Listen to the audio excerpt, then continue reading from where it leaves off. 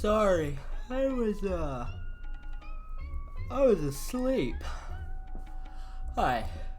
Today we're gonna take a quick look at Fatum Betula. If you guys have been around this channel a bit, you might recognize this game from when we did the Haunted PS1 demo disc collection. I think back in February or early March. This was on there as a demo. So about 10 days ago, it got a full release for about $8, so without wasting any more time, let's get into it.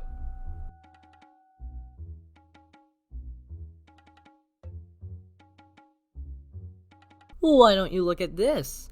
Another PS1 styled horror game? Well, ain't that just lovely?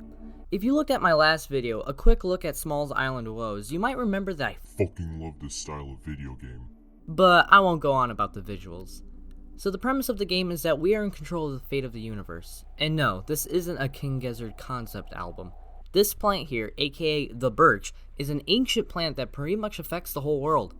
Here we are tasked with the duty of fueling the birch different substances in order to change the fate of the world. And there you have it, our task for the game. Gameplay consists of exploring the different areas, interacting with different characters, and solving puzzles in order to find different substances for the birch. In total, there are about 9 endings, and I would say that when I played this on stream, I was very happy to have gotten 7 of the endings without looking up a walkthrough. Let's get 2 things of point. Oh! I know, I'm quite the massive brain. I should be receiving my Harvard scholarship any second now. Where? But whatever substance you put in the birch affects the ending. Some endings are silly.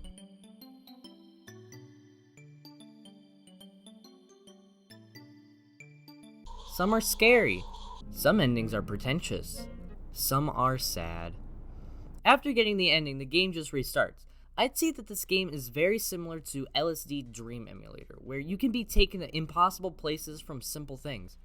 Doing different things in different orders can affect what substances you get. For instance, there's this cat thing that complains about its stomach being empty and doesn't have any energy. You can either feed him a fish, in return you get oil, or you can feed him a poison fruit, which grants you poison. Or you can just kill him. Oh. Here is what I love about the game. I think some of the puzzles in the game are really interesting and require you to think outside the box. In the world of the game, some characters, notes, visual cues will help you along the way, but you are required to approach the game at different angles sometimes. Speaking of world, I love the areas you go to.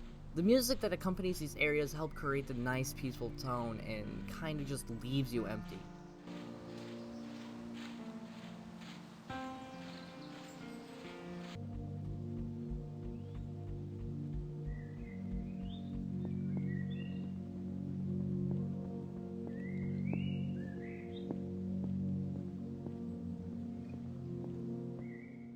Same with the characters.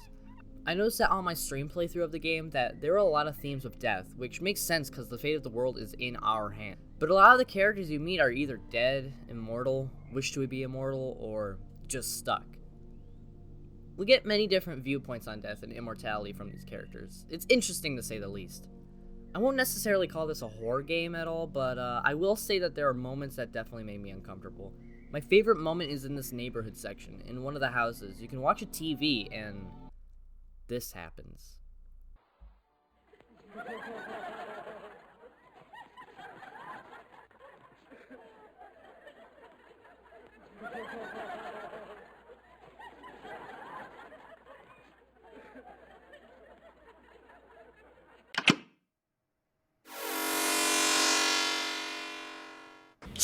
It's so fucking creepy. This image feels like it's taken straight out of one of those images used for like old creepypastas. I love how weird the game gets too sometimes. Sometimes it's weird in a funny way, but other times it's yeah.